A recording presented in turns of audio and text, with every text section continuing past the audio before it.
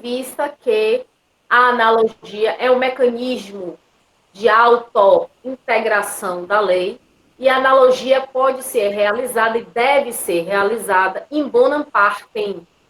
Como a lei de execução penal não se trata ou não tem caráter punitivo, pelo contrário, ela ultrapassa o caráter punitivo, tendo-se em vista que este caráter ficou assentado na sentença e a lei de execução penal é regulada a partir da sentença. Então, é plenamente possível a regulação no que concerne a horas extraordinárias da CLT aplicada subsidiariamente. Muito embora eu nunca tenha visto nada a respeito, mas eu parto da premissa que é possível, é razoável, é factível que outro diploma em caráter subsidiário regule Me a ajuda aí, filho. CLT quanto a algumas questões Sim. que estão em lacuna, que estão em aberto, tendo-se em vista a necessidade de que ela seja preenchida e devidamente disciplinada. Ora, nós também temos aqui a possibilidade da administração pública indireta, como, por exemplo, as empresas públicas da administração pública indireta no que concerne a direito privado. Vocês estão me ouvindo? No que concerne a direito privado, participar da atividade laboral, no sentido de congregar esta mão de obra. Então, está explicado o artigo 33 e o início do artigo 34. Eu também gostaria de observar isso, porque a lei de execução penal é muito extensa, a lei de execução penal é muito extensa, quanto ao artigo 36. Então, vamos para o artigo 36, porque o artigo 36 reza sobre o trabalho externo do sentenciado. O artigo 36, seção 3, tem a disciplina do trabalho externo. Até o presente momento, falamos do trabalho interno, daquela atividade laboral exercida no âmbito da unidade penal. Agora, podemos observar algumas regulações no que concerne a atividade laboral exercida pelo sentenciado extramuros. Extramuros. Então, é nesse sentido que vamos falar a respeito.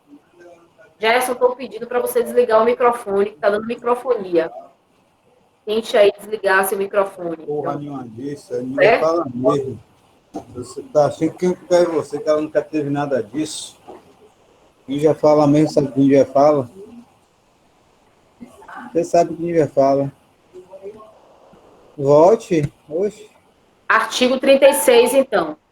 O trabalho externo será admissível para os presos em regime fechado, somente em serviços ou obras públicas realizadas por órgãos da administração direta e indireta. 36 da Lei de Execução Penal.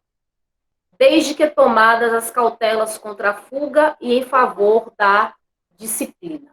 Então, caríssimos, nós já sabemos que o trabalho do sentenciado no que concerne. Eu não sei fechar microfone de ninguém. Eu posso até a autonomia, mas eu não. Isso aqui eu não sei nem operar isso aqui, gente. Não sei mesmo. Tudo bem? Vocês estão me ouvindo? Não tem. Não sei como fechar o microfone, não. O meu que está em aberto aqui que eu estou falando. Vocês. Ah, certo. Tudo bem. Ele não deve estar vendo. Pronto. Então vamos dar continuidade. Às vezes esquece o microfone ligado. Então vamos dar continuidade. Olha aqui o artigo 36. Nós sabemos que os regimes penais constituem o regime fechado, semiaberto e aberto. São regimes penais de cumprimento de pena privativa de liberdade. Cada regime possui uma determinada ou determinadas características. Naturalmente, o regime fechado é um regime de maior austeridade, é um regime de maior rigor, é um regime de maior disciplina, o regime fechado. Então, um sentenciado condenado a cumprir pena privativa de liberdade em regime inicialmente fechado ou em regime fechado, necessariamente o tratamento será mais severo. Então, o sentenciado deve trabalhar dentro do estabelecimento carcerário, mas ele poderá trabalhar ou exercer atividade laborativa extramuros, desde que seja conforme preceituado no artigo 36 da Lei de Execução Penal, desde que seja através do exercício de atividade laboral em obra pública. Então, em obra pública, o sentenciado em regime fechado é facultado a ele exercer atividade laboral. Certamente deverá ser vigiado e para alcançar esta possibilidade, teremos de ter a necessidade de um aparato de segurança.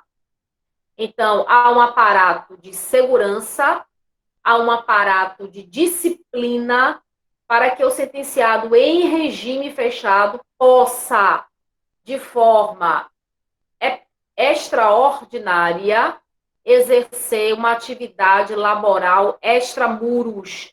Em que hipótese? Desde que cuide-se de uma obra pública e, para tanto, ele necessariamente será vigiado, uma vez que esta situação terá como regência premissa de segurança e disciplina. Esta obra pública pode ser fruto de uma estrutura de órgão da administração pública direta, como, por exemplo, as unidades nos planos federal, estadual e municipal, como também pode ser fruto de uma administração pública indireta. É possível, sim. Nós temos em direito público a autarquia e em regime de direito privado as empresas públicas estatais. Nesse sentido, me parece plenamente possível. A Lei de Execução Penal também previu que, no parágrafo 1º, que o limite máximo do número de presos seja 10% do total de empregado por obra e caberá à administração que convoca esta mão de obra a devida remuneração. Isto porque o núcleo da atividade laboral, a par de ser educativo, é também remunerado. Então, este trabalho do sentenciado não se trata de um trabalho voluntário, embora possa existir dentro da unidade penal um caráter educativo na atividade laboral, isto é, sem remuneração, porém, em regime de exceção, para que ele tenha contornos terapêuticos, medicinais. Mas a regra precípua é que o trabalho do sentenciado deva ser remunerado. No parágrafo 3º do artigo 36, a Lei de Execução Penal previu a possibilidade do trabalho do sentenciado em prestação de atividade laboral a entidades privadas. É possível a entidades privadas, desde que o sentenciado consinta expressamente. Então, desde que o sentenciado consinta expressamente, é possível a realização de atividade laboral por parte do sentenciado a entidades particulares, a entidades privadas, a empresas privadas, mediante o consentimento expresso do sentenciado. É o que reza o parágrafo 3º do artigo 36 da Lei de Execução Penal. Observe, então, o artigo 37. A prestação de trabalho externo a ser autorizada pela direção do estabelecimento dependerá da aptidão, disciplina e responsabilidade. E, é claro, o cumprimento mínimo de 1/6 da pena. Então, a atividade laboral extramuros, que é a atividade laboral externa, necessariamente dependerá desses elementos, quais sejam aptidão, claro, né?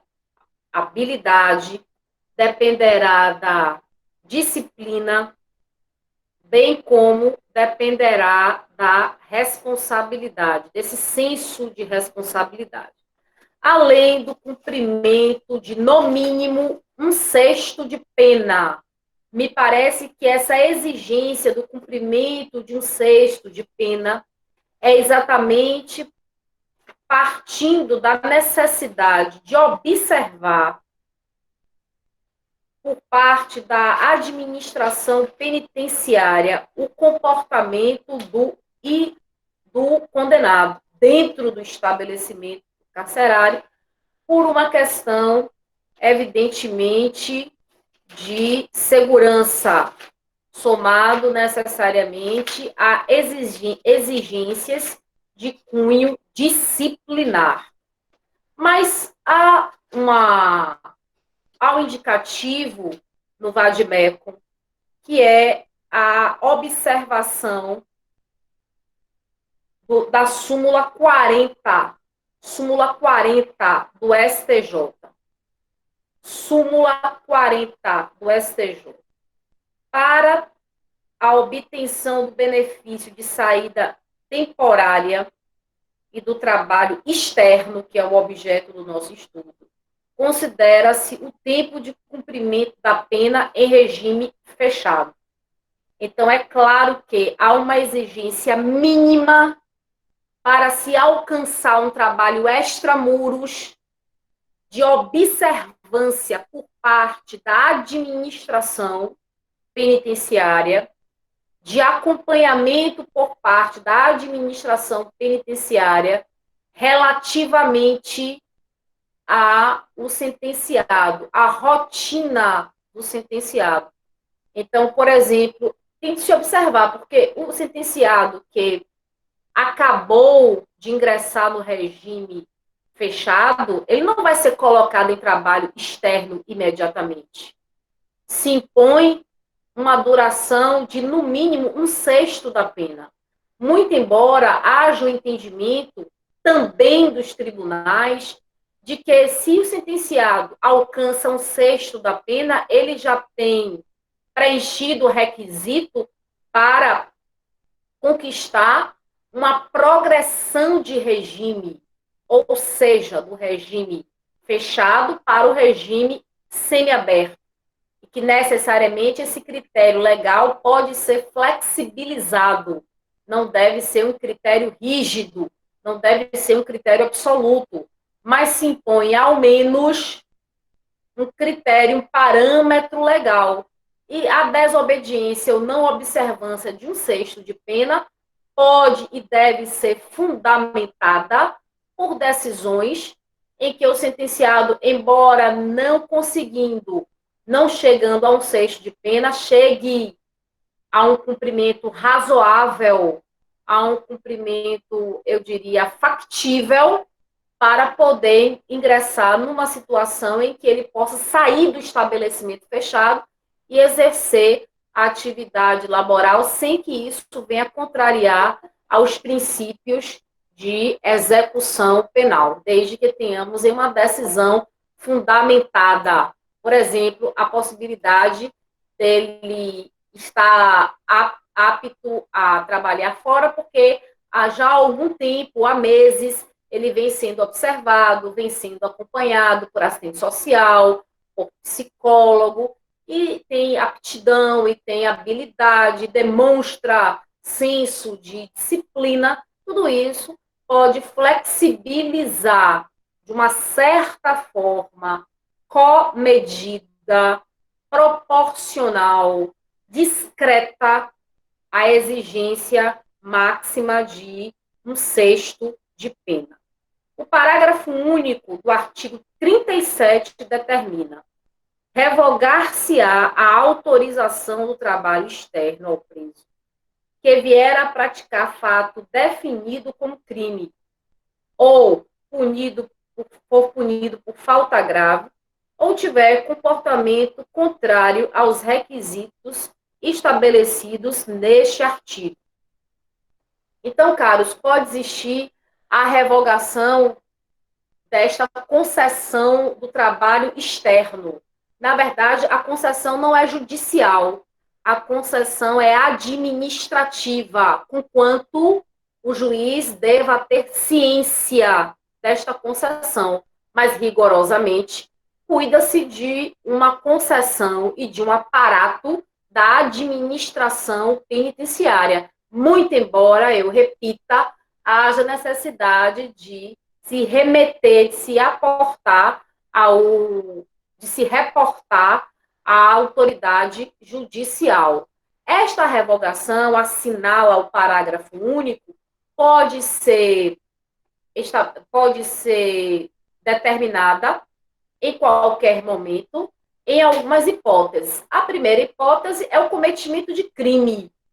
Sentenciado, já em cumprimento de pena privativa de liberdade, tendo-se em vista uma sentença penal condenatória, pratica um novo delito, então, é claro, eu tenho marcadamente uma situação que demonstra um grau de periculosidade, de possibilidade efetiva de que o sentenciado não está adaptado ao sistema penitenciário, então, que merece certos cometimentos, necessidade de se cercar de maiores cuidados, maior segurança, maior disciplina, acompanhamento psicológico, etc, etc, etc. Como também o cometimento de falta grave. Nós vamos observar aqui quais são os deveres do sentenciado, a par da sentença criminal. Nós temos deveres estabelecidos na lei de execução penal relativamente ao sentenciado. A falta grave consiste na hipótese em que o sentenciado transgride, viola, não observa um dever imposto pela lei. Pese ele não praticar o ilícito penal, ele pratica o ilícito administrativo, que é a falta grave.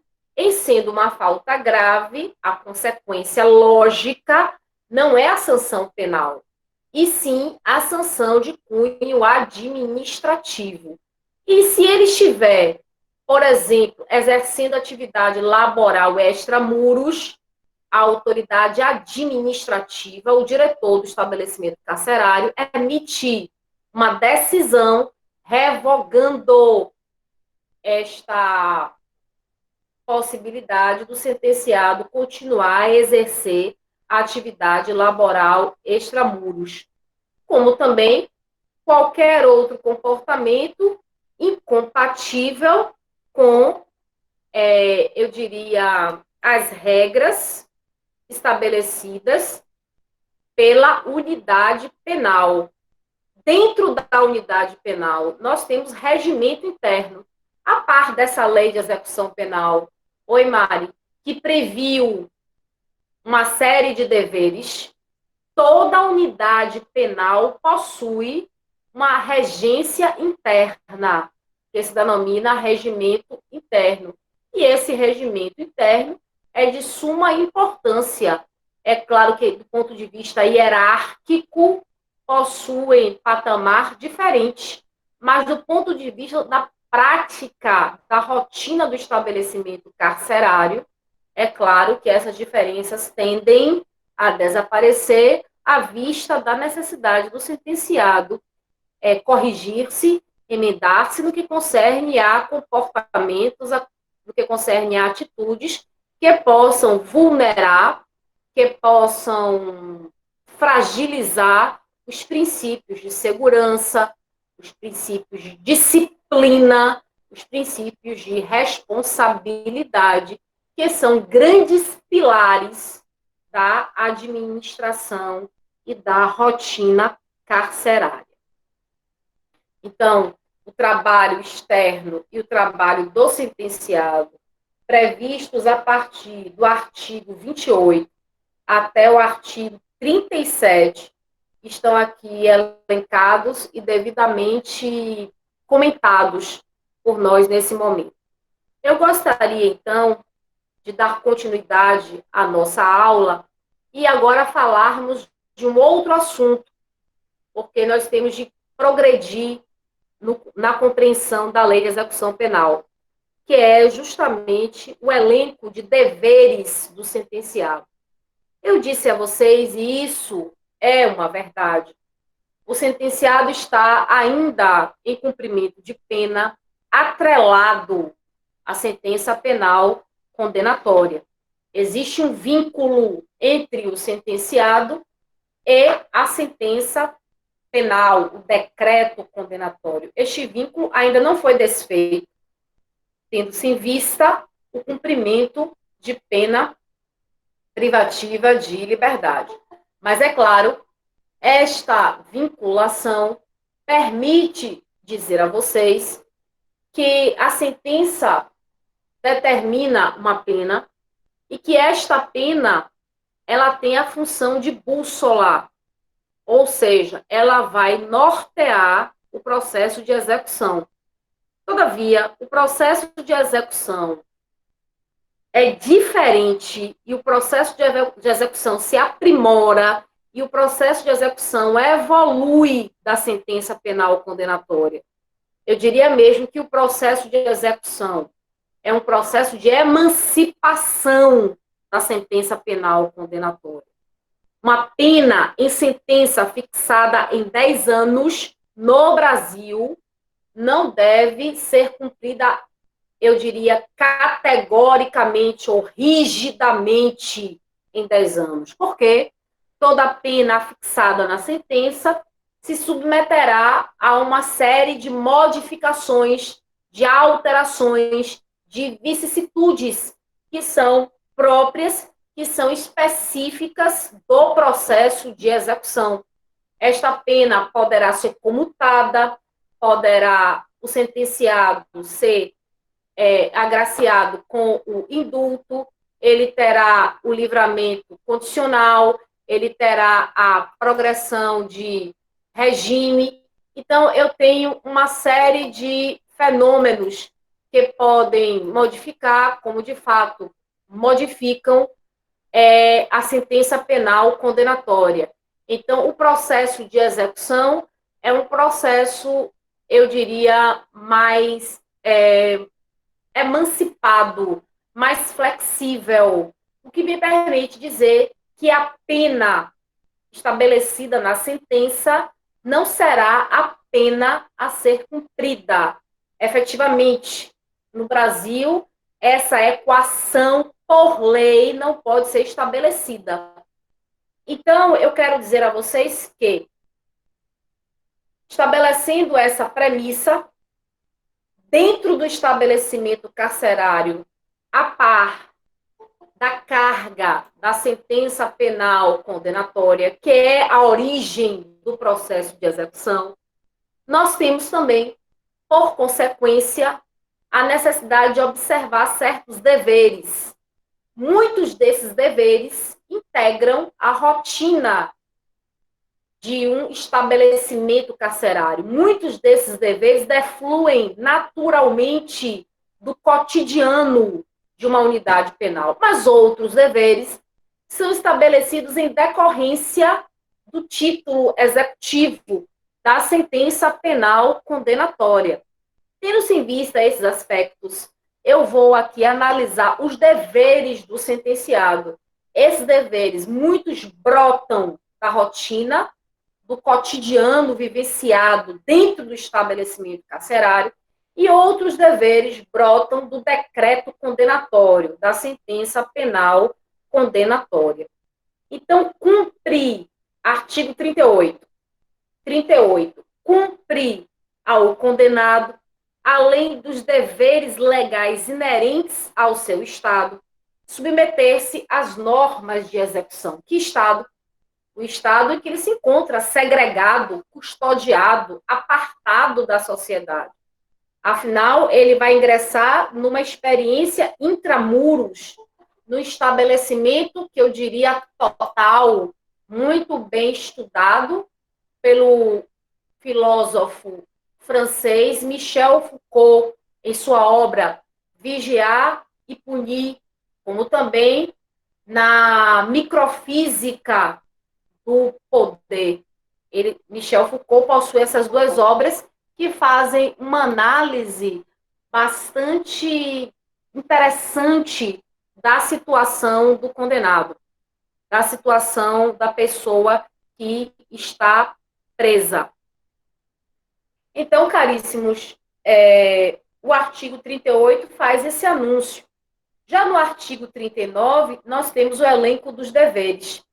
E o primeiro dever do sentenciado, e esta norma também se aplica ao preso provisório no que couber, é exatamente um comportamento disciplinado e cumprimento fiel da sentença. Um comportamento disciplinado é um comportamento desejável, embora ele muitas vezes não seja uma realidade. É o que se deseja, é o que se ambiciona. Mas nós temos que admitir que para o sistema penitenciário analisado pelo Supremo Tribunal Federal como sendo um sistema que ingressa num problema que é o estado de coisas inconstitucional, me parece uma exigência completamente descabida em relação ao sentenciado da não prática de uma falta disciplinar. É impossível no sistema penitenciário brasileiro, tendo-se em vista que o sistema se submeteu ao estado de coisas inconstitucional, exigir do sentenciado um comportamento exemplar, um excelente comportamento, ou um comportamento em que eu não verifique o cometimento de falta disciplinar. Isto quer dizer que eu estimule a falta disciplinar? Não. Isso quer dizer que me parece plausível e razoável o enfrentamento de faltas disciplinares dentro desse sistema. Não é algo insólito, não é algo incomum. Me parece que é razoável se criar essa expectativa, qual seja o comportamento do sentenciado, muitas vezes é diferente das expectativas estatais, das expectativas da administração penitenciária. Por quê? Porque o sistema penitenciário foi avaliado e ele está no âmbito de uma situação que o Supremo denomina, acompanhando a Corte da Colômbia, estado de coisas inconstitucional, uma falência generalizada da instituição penitenciária, em que não se apresenta uma solução em um tempo, eu diria, razoável.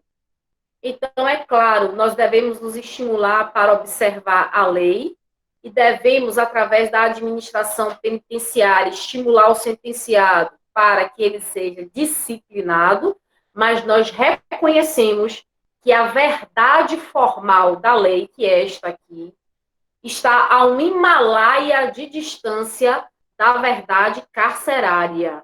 Porque, eu repito, a administração penitenciária no Brasil, as unidades penais, foram analisadas sob este método de avaliação, método crítico, que é o estado de coisas inconstitucional. Então, caros, esse texto normativo aqui dificilmente será identificado como sendo algo real ou verdadeiro ou em um grau generalizado. Pelo contrário, isso aqui é uma exceção dentro do estabelecimento carcerário. Obediência do servidor, obediência ao servidor a respeito e a qualquer pessoa com quem deva relacionar-se. É o que se tem em mira, né? Que o sentenciado possa respeitar o agente penitenciário, o servidor penitenciário, que é um servidor público. Então, é quem está na linha, eu diria, de frente, boa noite, na linha de frente da atividade carcerária, da rotina carcerária.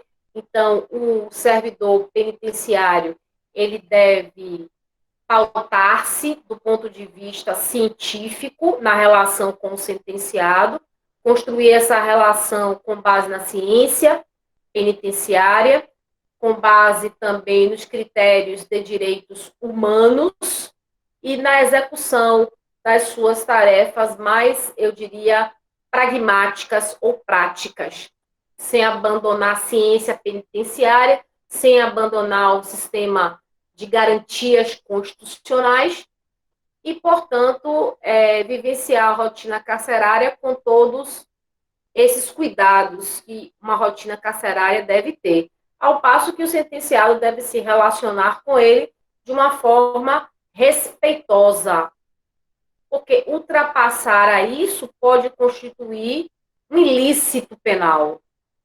Muitas vezes nós não damos atenção para a educação, a polidez, o senso de urbanidade, mas a ausência de educação, a falta de polidez, de senso de urbanidade, é a pré-amar de muitas paixões, de muitos problemas e de muitos ilícitos, até mesmo do ilícito criminal. Isto, inclusive, faz parte de uma visão criminológica. Então, muitas vezes, a antessala do crime é a falta de educação, a falta de polidez, a falta de urbanidade, de trato. Pode ser um degrau para a prática de ilícitos mais graves. Por isso, a lei de execução penal possui essa preocupação e coloca isso expressamente em texto normativo. Olha aqui, inciso terceiro, urbanidade e respeito no trato com os demais condenados. Porque, observe bem, o sentenciado está em cumprimento de pena privativa de liberdade. Nessa hipótese, ele pode praticar um outro crime dentro do estabelecimento penal. E se ele praticar, ele será devidamente processado. O sentenciado pode também, considere, não praticar crime, mas praticar um ilícito administrativo. A falta de urbanidade, a falta de comportamento disciplinado, de respeito ao servidor, não constitui crime, não constitui antijuridicidade penal, não é um ilícito penal, mas é um ilícito administrativo, com consequência, porque isso constitui uma falta disciplinar. E nós temos a previsão de sanções disciplinares, desde uma advertência oral até mesmo a hipótese de um isolamento celular. passando inclusive por uma suspensão de visitas dos familiares. Então, a par do ilícito penal, que está associado à sanção penal, à pena, nós também temos a possibilidade de identificar um ilícito administrativo. E o ilícito administrativo terá como consequência uma sanção administrativa.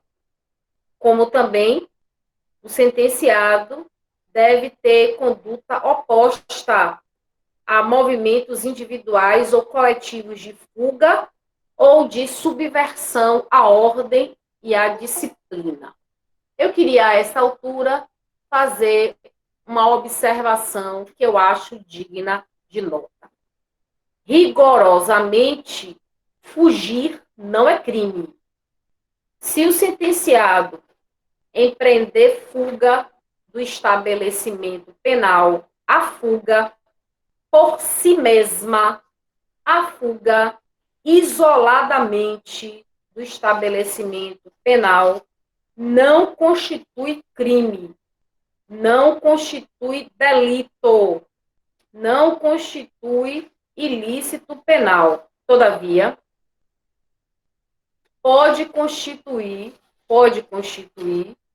um ilícito administrativo. Todavia, pode constituir, como nós sabemos, um ilícito administrativo. Então, muito embora a fuga não seja crime previsto em lei, pode constituir, como constitui, um ilícito administrativo. E o sentenciado ficar submetido a uma sanção administrativa. E isto, é claro, vai repercutir na conquista de um livramento condicional, de uma progressão de regime. Isso vai repercutir, por exemplo, na hipótese de um indulto, de uma comutação de pena, isso tudo repercutirá. Ou seja, trará mais dificuldade para que o sentenciado possa efetivamente vivenciar estes institutos. Então, uma falta grave dentro do estabelecimento carcerário seria, por exemplo, a fuga. E a sanção disciplinar seria um isolamento em célula, falando em regime fechado. Se nós tivéssemos em regime, por exemplo, aberto, a fuga poderia resultar para o sentenciado uma regressão de regime. Mas se tratando de regime fechado, porque não há como regredir ainda mais, ele permanecerá no estabelecimento, porém em isolamento celular, em isolamento em célula. Então, fugir não constitui crime. Olha, gente, vocês estão colocando o presente. Presente é no finalzinho da aula, quando eu encerrar, tá bom, meus amores? Não é agora, meus queridos. É no finalzinho, quando eu disser assim, ó, presente, aí vocês podem colocar aí que estão presentes, tá bom? Eu ainda não disse. Tá certo? Então, a aula não terminou. Nós estamos aqui a todo vapor, mas daqui a pouquinho eu termino, porque hoje eu vou terminar mais cedinho. Tá bom, meus amores? Mas não vai ser agora. Pois é. A turma está cheia porque a chamada é uma obrigatoriedade. Porque se não fosse, não estaria cheia. Ninguém pode enganar, né? A gente não está aqui para ser enganado. Mas na faculdade não está cheia. Na faculdade está razoável. Então, aqui está cheia, porque vocês sabem que é uma obrigatoriedade. Senão, a faltinha vai ser colocada, não é verdade? Não é verdade? Ah, tá bom, pela minha pessoa. Tá certo. Eu gosto tanto de ser enganada. Adoro. Eu sei que é boa, mas não tão boa a ponto de congregar 50 pessoas. Certo? Eu sei, meu amor, eu sei. É, sei disso. Mas, ó, se faltar, faltinha. Caderneta eletrônica bombando. Eu peguei vocês finalmente, viu? Caderneta eletrônica. Não tem como tirar a falta. Então pode perder por falta. Tá certo. Lembro sim, amigo. Não tem nada não. É o isolamento, gente. Eu vou ficar má porque eu tô isolada. Tô brincando com vocês. Vamos voltar aqui para fechar esse raciocínio. Eu vou encerrar hoje mais cedo. Ah, tá bom. Vai me mudar, eu tô mudando aqui. Tô ficando cada vez mais tensa. Tá certo. Vamos lá. Mas eu disse, eu só queria que vocês entendessem uma coisa, que a fuga não constitui ilícito penal. Gosta assim, Guilmar. Que a fuga não constitui ilícito penal, mas é ilícito administrativo. Mas há fugas que constituem ilícito penal. Ilícito penal. Que fugas são essas? Eu vou colocar aqui, olha, só para que vocês entendam. Artigo 351. Anotem aí. Código Penal. Código Penal. Artigo 351. É a hipótese em que a fuga constitui crime. E artigo 352. A hipótese em que a fuga constitui crime. A fuga constitui crime quando, por exemplo, o preso tenta evadir-se usando violência.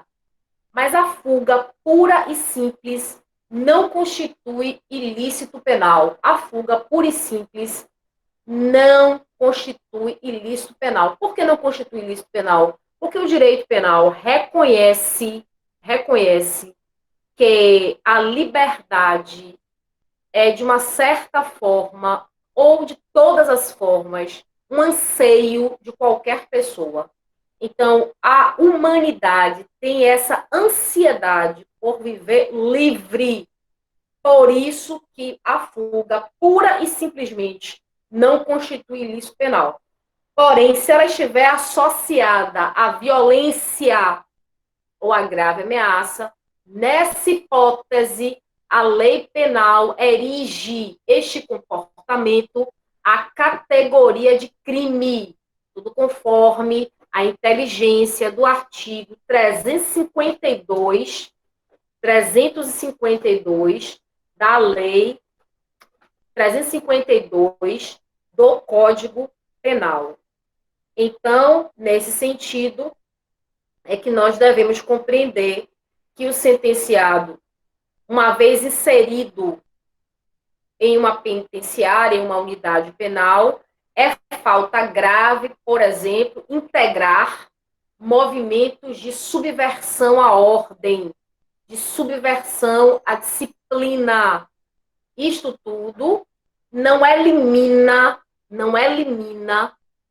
o que nós temos como sendo a desobediência a uma norma manifestamente ilegal ou a uma desobediência civil, embora possa parecer contraditório, porque ele se encontra preso, mas ele pode exercer, como exerce, direitos civis, ele ainda titulariza, ele não é um morto civil.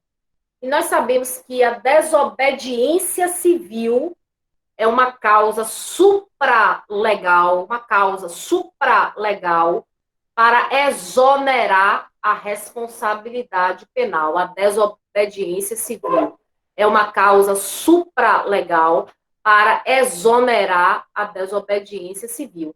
Então, nós temos situações aí em que o sentenciado poderá, uma vez exercendo a desobediência civil, está exonerado de uma responsabilidade penal, ou no exercício regular de um direito, ou em legítima defesa, ou em estado de necessidade, ter afastada a ilicitude penal.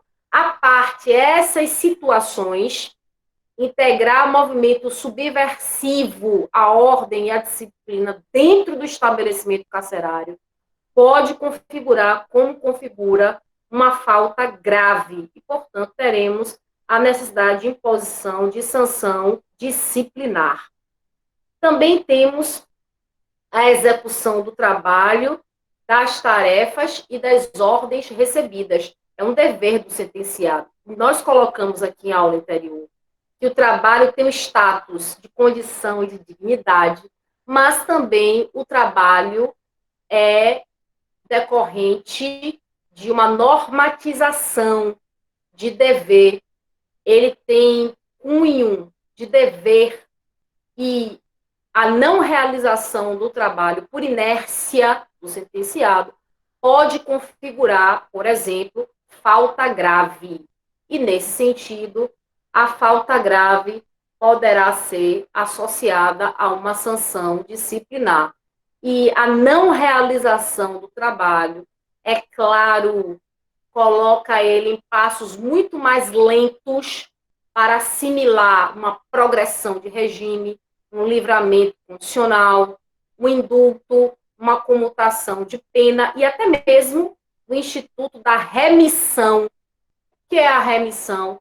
É a diminuição do trabalho do sentenciado em razão de 3 dias de trabalho, nós temos a diminuição de 1 dia de pena privativa de liberdade. Inclusive, a não submissão da sanção imposta, da sanção disciplinar imposta, já configura de per si uma falta disciplinar. Então, se o sentenciado não se submete a uma sanção disciplinar, por exemplo, ele, por isso mesmo, já está cometendo uma falta grave e, portanto, pode ser submetido a outra ou outras sanções disciplinares. Nós vamos estudar sanção disciplinar ainda. Indenização da vítima ou aos seus sucessores. Nós sabemos que a condenação criminal, isso está estabelecido no artigo 90 do Código Penal, ela gera, consequentemente, a obrigação de reparar o dano. Eu diria mesmo que isso é uma consequência natural da condenação criminal. É uma consequência lógica, é um efeito, como a própria doutrina denomina, é um efeito primário da condenação criminal. Porque a condenação criminal tem efeitos secundários, mas eu diria que é um efeito primário e natural da condenação criminal os danos, a obrigação de reparar os danos em razão da prática do crime. Isso está estabelecido no artigo 91 do Código Penal. 91 do Código Penal. É um efeito geral, é um efeito primário da sentença penal condenatória. Um efeito primário da sentença penal condenatória é este. Qual seja a obrigação de reparar o dano. Não reparar o dano, mesmo podendo fazê-lo, isto constitui, portanto, uma falta disciplinar. Está aqui no inciso 8º. É claro que nós não estamos nos reportando à hipótese em que o sentenciado não possua provisão, não possua patrimônio para ser exaurido, para ser repartido, para ser, portanto, submetido à vítima. Vocês são ótimos, viu? Não possuiria. Mas, enfim, está aí. Hoje, eu disse a vocês que ia encerrar mais cedo, né? Eu disse isso. Eu não vou sair, não. Não pense a vocês que eu vou sair, não. É para outros cometimentos. Mas, enfim, eu vou encerrar mais cedo hoje. Eu não estou encerrando cedo regularmente. Mas hoje, em caráter excepcional, eu vou encerrar mais cedo. obrigada pela presença de vocês. Muito obrigada mesmo. Eu gosto muito de vocês. Eu estou com muitas saudades de vocês. Nós vamos procurar fazer o melhor aqui, certo? Para vocês. Muitas saudades mesmo. Eu gosto muito de todos vocês, Sofia, Zé, Jeane, minha musa, Jeane. Jeane é minha musa, Jeane. Todos vocês, eu também gosto demais de vocês. Saudades. A gente está muito perto nessa aula. Vai ser tudo. Guiomar também, eu gosto muito.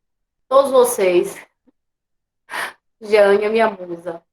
A inteligência de Sofia, tudo isso.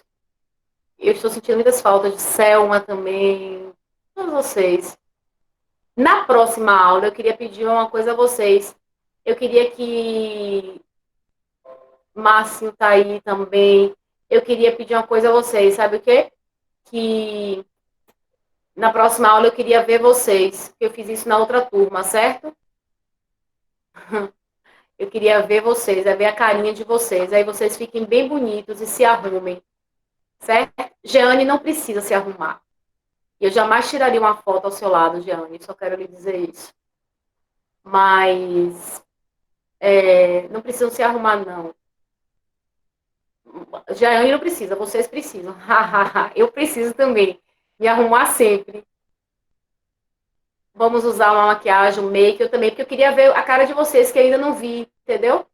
Eu ainda não vi, eu brinco muito com Jeane, ela sabe disso.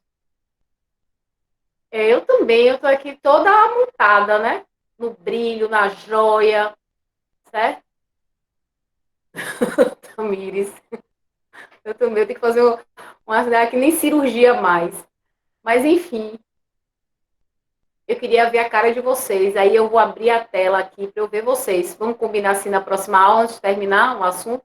Vocês sabem que a gente está quase num semestre, né? Se a gente está num semestre, a gente quer mais se divertir.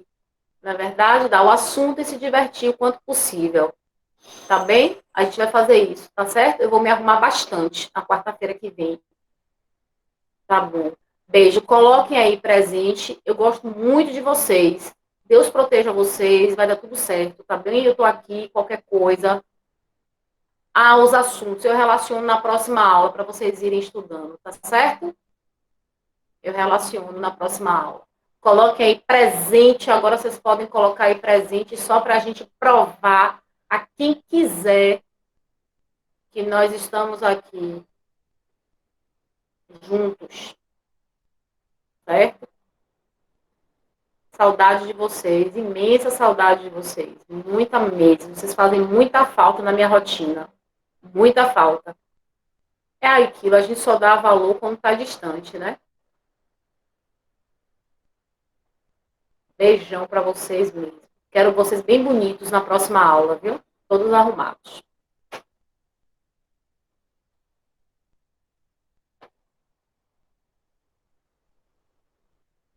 Bombástica.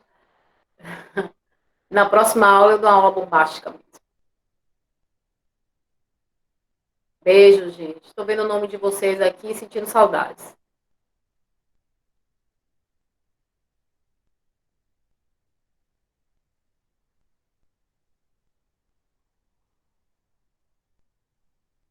Beijo para todos vocês.